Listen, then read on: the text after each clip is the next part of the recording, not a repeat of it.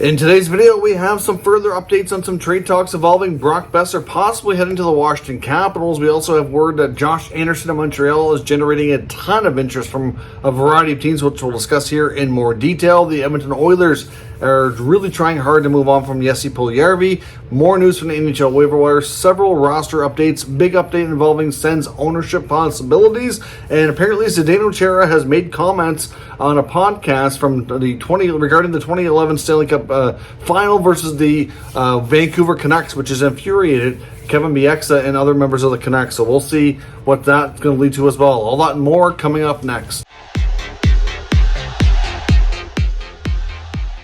So welcome back to another video here at Top Shelf Hockey. As I mentioned, we have a ton of news to talk about today. Still coming to you live here from Orlando, Florida, Walt Disney World Resort. This will be my last day here. We are still going to be on vacation for a little bit, but heading to Universal Studios in a new hotel starting tomorrow for a few days. So we'll get some different scenery in the next few videos, so look for that, I guess. The waiver wire news, we had 4 players on waivers yesterday, some of which I thought were interesting names, a couple of which I thought would clear for sure, but in fact, all 4 have cleared. So, of course, that list, just to remind you, was Kevin Rooney in Calgary. It also included Martin Kaut in Colorado. Also included Tyler Benson in Edmonton and Ryan Carpenter of the New York Rangers. So there were no claims made. The one player from the Bruins organization that was a minor leaguer that was on waivers for the purpose of contract termination, that's been completed. Contract's been bought out.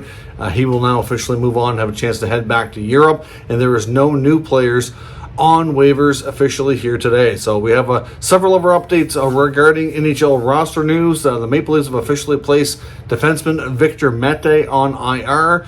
We are expecting that to be official here as well soon for Nick Robertson, of course, who suffered what appears to be a pretty significant shoulder injury in last night's game. He took a big hit from Kings defenseman Matt Roy, went into the boards awkwardly. Looks like it's probably a separated shoulder. We don't know for sure, but it is definitely shoulder related. Head coach Sheldon Keefe didn't have a timeline yet. Of course, still early. I'm sure they have to do some more examination and testing, but it looks like Keefe said it will be significant time missed. So we'll see the exact timelines, but I would say anywhere from at least a month, maybe 2. It's really difficult to say until we have more details on the exact injury and severity of it. So unfortunate news in that case. And to replace him, the Leafs have recalled forward Joey Anderson, who's been biding his time, waiting for an opportunity so far this year in the minors. So we'll see when he can get himself into some action and hopefully play and make the most of it here. Onto some other teams and some injury updates. The Washington Capitals apparently are closer, at least. We don't know how close, but Tom Wilson made his first appearance at practice, yet to play this year after undergoing a major surgery in the offseason. Same goes for Nick Backstrom and Dmitry Orlov. All 3 players have returned to practice and started participating more instead of just skating on their own. So those are positive signs. Again, like I said, no clear-cut timeline of when they could see game action. I would suspect they're looking at, for Wilson's case, probably at least a couple of weeks. I would think he'll want to get some more reps in with the team, kind of get the timing down and conditioning and all that, and we'll see what happens. But certainly positive step for a team that's been dealing with tons of adversity and injury this year. They'll be all welcome back with open arms to try to get this team back on the right track, as right now they're not where they want to be in the standings. That much we can say for certain. The Calgary Flames also recalled Radim Zohorna today. Of course, we heard last night about the Matthew Phillips call-up. Zohorna did play in tonight's game where Phillips was a healthy scratch. Eric Francis of Sportsnet talked to Phillips about this, and Phillips apparently was already aware the day before yesterday that he wasn't going to play tonight. I know a lot of fans were upset to see him recalled but not get into the lineup, which understandably so. I know Flames fans have been really outspoken on social media, waiting for an opportunity for this guy who's been dominating the AHL, but certainly doesn't appear to be, I guess, huge in the case of Daryl Sutter. Like, Sutter just doesn't seem to want to push this guy, and I'm not sure why, but some think it's just because he's a smaller forward. But the Flames certainly need more offense and been looking for a scoring forward, so maybe he could be the answer. But he didn't get into the lineup tonight, but apparently that was always the plan. It wasn't a case of them calling him up just to kind of screw him over. That's what some fans were thinking was the case. So apparently Zohorna they see as more of a bottom 6 guy, whereas Phillips is more of a top 6 forward. So based on where they want to put him in the lineup, it made more sense to play Zohorna, and Phillips is hoping to get into a game here in the next few days. injuries. The Detroit Red Wings have activated youngster Elmer Soderblom, and he's been resent down to the American Hockey League. I know he had a good run earlier before the injury, so if he can get some reps in and play a little bit more down in the American Hockey League, I would suspect he'll get another opportunity with the big club here soon enough as well. The Avalanche have also recalled defenseman Brad Hunt. Of course, we know that team has been absolutely decimated with injuries, and certainly dealing with a lot of adversity. So having the depth to bring up a guy like Hunt, who should be able to jump in and be able to be a pretty versatile defenseman for them, and can hopefully fill the gap here while some other guys return from injury. Islanders defenseman Adam Pelech also going to be out for a little bit. I don't know if we have an exact timeline. I think they're listing him as day to day, but certainly had a big collision, not in tonight's game, but in the previous game. So we'll see how long Pelech will be out. Not really clear, but certainly a big loss for them, one of their top defensemen. That much we can say for sure. But they did have a big win tonight against one of the top teams in the New Jersey Devils. So they were able to hold their own, and which is a big win for a team like them, trying to stay in the top 3 in the Metropolitan Division. And so far they've had a good start to the season to be able to do that. Other news as well, which is a little bit surprising by some I've seen headlines today calling it a shocking healthy scratch, but the Flyers tonight are making defenseman Tony Deangelo a healthy scratch, which is drawing, like I said, a lot of attention from around the NHL world. A lot of different news reporters discussing this in various articles today. Obviously, Deangelo, you could say, I'm not sure offensively speaking that he's having a terrible season, but probably not quite to the point that he's hoping for. So far this year has 14 points in 26 games. And is basically puts them on pace for about 44-45 points, which isn't terrible for a defenseman, somebody who can contribute offensively. I think they were hoping for a little bit more from him, especially on the power play. They had recalled young defenseman Cam York, who I think they still have a lot of hopes for will be a big part of the D-Corps for years to come.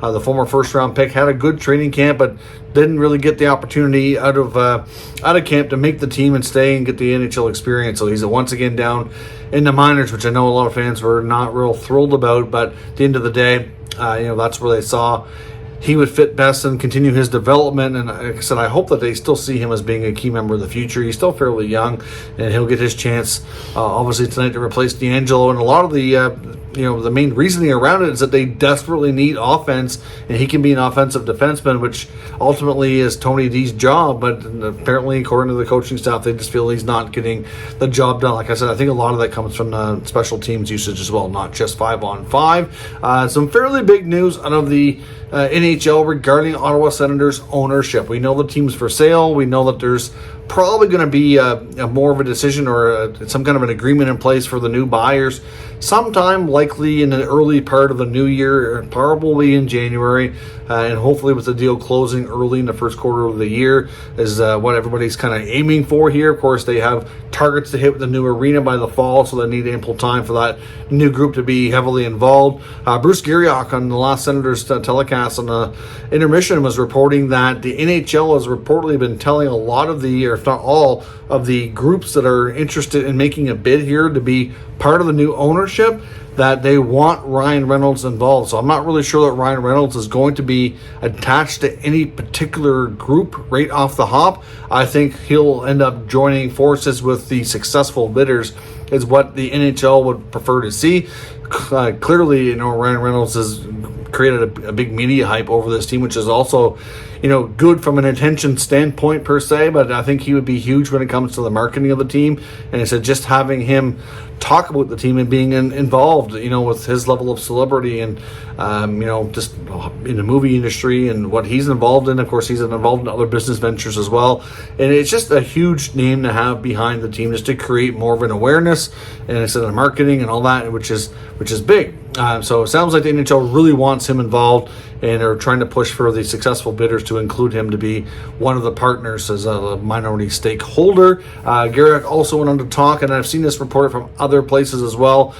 He also wrote an article in the Ottawa Sun, and I've heard Darren Dreger on TSN and others talking about this as well. But Michael Andlauer appears to be the front runner to become the new majority owner of the Ottawa Senators. Of course, that's not confirmed by any means yet. That's just what speculation has right now in the rumor mill. But of course, he's a very capable person who could be the majority owner, with several partners joining him to make up the rest of the consortium or group to buy the team from the Melnyk girls, or at least majority stake, that is. I would not be shocked to find out they retain some sort of small part of the puzzle here. But of course, Michael Andlauer currently is a minority holder with the Montreal Canadiens and the Habs organization.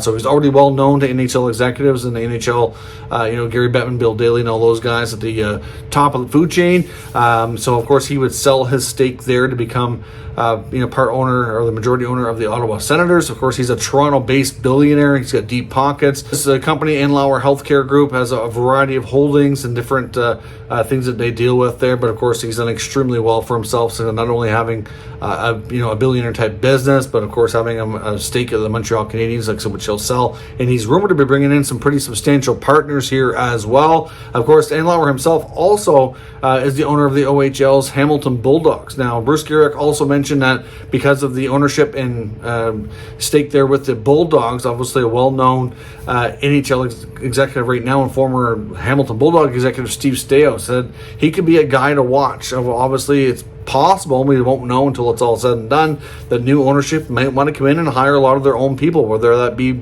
for the general manager, president of hockey ops, or a variety of other executive type roles. And Staios, of course, is now left his post with the Hamilton Bulldogs after running that team as GM and president for some time. Is now taken on I believe it was a consultant type of role with the Edmonton Oilers. But I wonder if he'd be able to go back to Ottawa with the owner, if he becomes the owner of the Senators, to maybe get a promotional opportunity. We'll have to wait and see, but certainly a name to watch in case he does become owner and wants to make changes or bring in some of his own people, of course. But of course, Andlauer is a guy with very deep pockets and some good partners here, which could include Ryan Reynolds and some others. There's also a Hamilton-based real estate development company, which is rumored to be partnering with him as well. And of course, there's also speculation that Andre Desmarais, who's talked to the league before about buying the Senators and made an offer to Melnyk several years ago, of course never came to be, but could be involved in some capacity. And if he's not involved with that group, it's possible he might even consider putting in his own bid with his own partners separately, but that seems less likely at this point. But of course, Desmarais is also a billionaire and CEO of Power Corp. He very well could end up deciding that he would prefer to have an ownership stake in the Montreal Canadiens and take over Andlauer's minority stake, the 20% that he owns of Montreal, could be bought by him instead, and gets him back into the NHL and it frees up the cash and gets some equity over to Andlauer to help facilitate the purchase of the Sens. So we'll see where all that goes, but that appears to be the path we're heading down. But we'll have to wait for further details as things progress through the right stages there to see where this all ends up. It could be some time yet before we have some final decisions. As I mentioned earlier as well, Zdeno Chara has certainly upset some members of the Vancouver Canucks 2011 hockey club. Of course, we saw the 2011 Stanley Cup final be a Game 7 showdown between the Boston Bruins and the Vancouver Canucks, ultimately leading to the Bruins winning the 2011 Stanley Cup, of course, on Vancouver's home ice. Chara recently made some comments about that series on a recent podcast, and like I said, his comments have not sat well with some members of that team, including Hockey Night in Canada's Kevin Bieksa, and he's expected to respond to this on Saturday night's show. Of course, right now, Jeff Merrick and Elliot Friedman talked about it on the 32 Thoughts podcast that came out today, and of course, Jeff Merrick confirmed that he was talking privately texting with Kevin Bieksa, and Bieksa was extremely hot and denied that this ever happened, and basically the comments that Chara made said that the Vancouver Canucks, when they were in Boston, I believe, which would have been Game 6, that they were practicing on the ice, and were not only practicing getting ready for the game, but they were practicing like how they were going to hold the Stanley Cup and hoisting it over their head and passing it on to each other and kind of getting ahead of themselves, so to speak, that they were going to win the Stanley Cup, even though the series was far from over. And of course, Bieksa denies that ever happened, and I'd be curious to see what his response is. I would suspect that the Saturday night's Hockey Night in Canada broadcast could be quite fiery, and Bieksa is likely going to be ready to rip Chara a new one. So we'll see where that goes and if there'll be any additional comments on either party's side of the story. Now, with the trade section of the video today, as I mentioned, the Brock Boeser to Washington stuff that Elliotte Friedman talked about and wrote about in a recent call, he did expand upon today in today's podcast, talking about the fact that he does feel that the Canucks and the Capitals have had some conversations. He also made an appearance, like his regular appearances, on Vancouver media, talking about this as well, saying that there does believe to be some interest from Washington side in Brock Boeser. He mentioned about a Brock Boeser for Anthony Mete trade, possibly straight up, and it's something that could possibly help both clubs. Mete hasn't really worked out in Washington the way they hope. Boeser is looking for a fresh start, and that very well could be a situation that kind of meets both needs here. But yeah, originally he started off by saying that when he first wrote about it, that it was just a personal opinion, a gut feeling that he thought might make sense.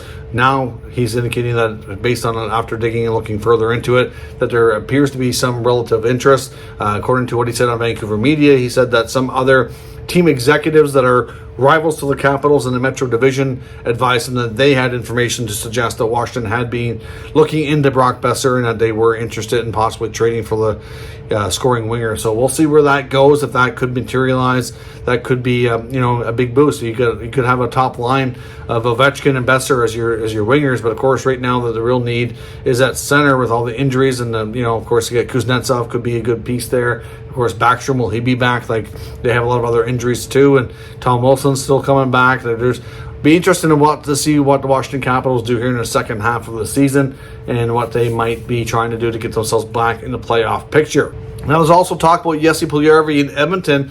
Friedman and Merritt talked about this on the 32 Thoughts podcast as well. Apparently, Jesse Puljujarvi has made comments to a Finnish reporter indicating that he feels like he doesn't really have a place in Edmonton or the NHL due to his lack of production and the fact that he hasn't been able to put up the numbers that he's been hoping for. And that's kind of hurting his value here, so to speak. But Friedman did mention that the Oilers have tried several times to trade him. They've had several conversations throughout this year and even into last year and in the offseason.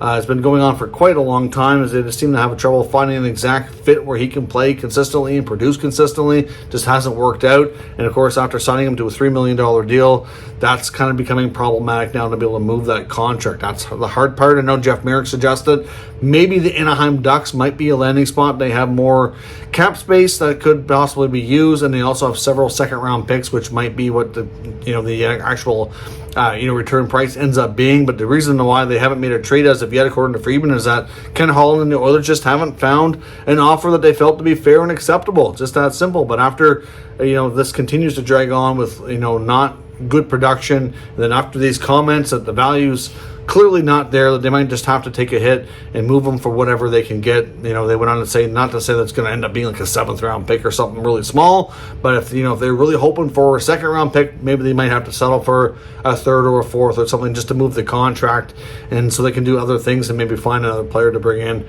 as a potential replacement. Now, Dave Pagnotta and the fourthperiod.com are also reporting that a couple of players, including Josh Anderson and Adam Henrique in Anaheim, are drawing a lot of interest from around the league. He mentions when it comes to Anderson about Calgary, Edmonton, and New Jersey being a couple of key teams, although he said afterwards that there were some other team executives that rebutted, saying that New Jersey and Edmonton may not really be all that likely given their situations with the cap, and it might be just more complicated.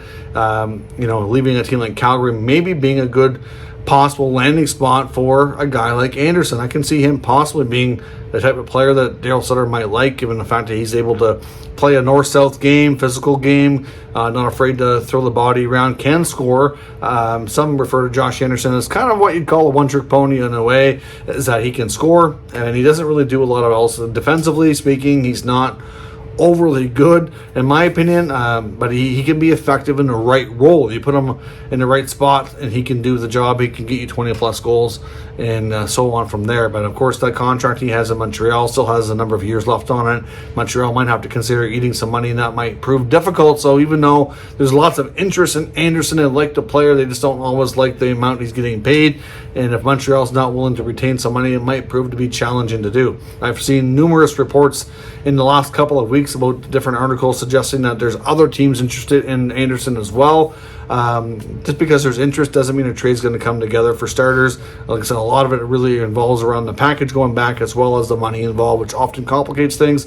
Where we've had a flat cap the last number of years, that certainly has not made things any easier. But Adam Henrique, and another guy in Anaheim, only has one more year left on his contract. He's kind of resurged here since last year, picked his play up, and has started off this year half decent as well. So there could be interest in him. Of course, a good veteran centerman, good leader, good on faceoffs, somebody who can play maybe lower in their lineup. And Anaheim's in a spot where they could retain some salary if need be to be able to move him along as well. So we'll see what happens, but certainly lots of intriguing rumors as the rumor mill heats up from around the NHL with all these players starting to generate a buzz. So hopefully we'll get some actual deals here in the very near future we can discuss instead of just the speculation of what might happen. But that is all your news and rumors for now. Of course, as always, let me know your thoughts on everything down in the comments. We'll discuss further. If you're new to the channel, of course, make sure you subscribe and stick around. We'll keep you up to date with all the latest news, rumors, and analysis of all 32 NHL teams. Thank you for watching, and I will catch you next time.